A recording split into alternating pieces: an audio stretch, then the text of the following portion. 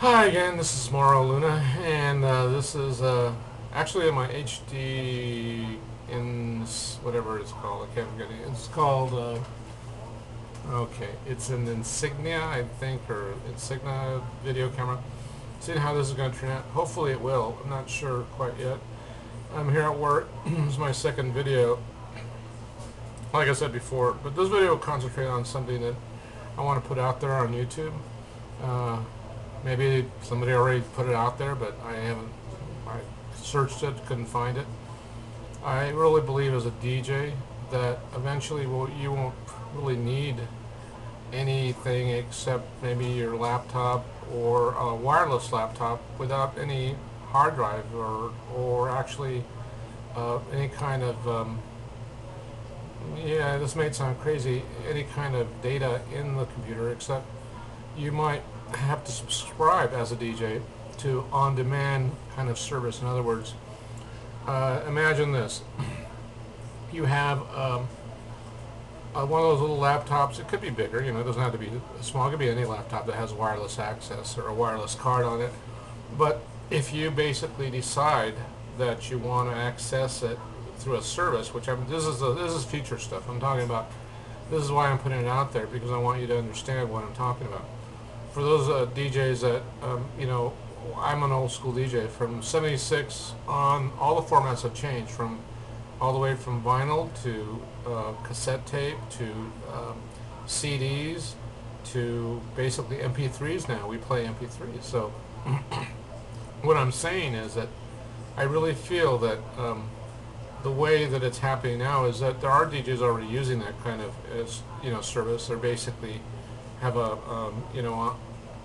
hooked up to AT&T or Sprint or whatever they're using as a card to access that through their port, or they're just accessing it directly through maybe a banquet room, because a lot of banquet rooms, a lot of facilities basically have internet access, and some of them are just giving it out free. So if you can go eventually one of these days, I think the internet will be free.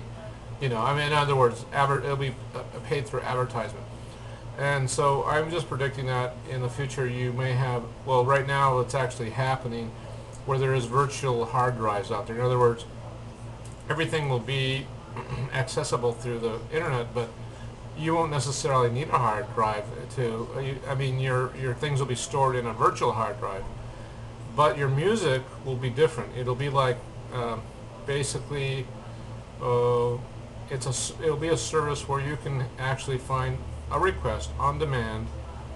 Yearly you would pay for this service probably. I'm talking to Tim Robinson from Promo Only. If you're listening, you might consider a service where it's on demand, so a DJ or a VJ can access basically any song anytime they want without actually downloading the song.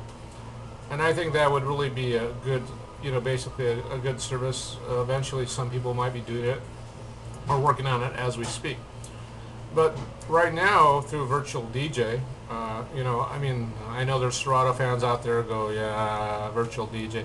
But Virtual DJ 6.1, you can access video and music without necessarily, downloading it. And that's a good thing, because I'm thinking you don't really want to download it. If it's illegally downloaded, you don't want to do that either. But as a service, or if somebody were to put a service out there and use Serato or Virtual, it doesn't matter what format you want to use, it's really up to you.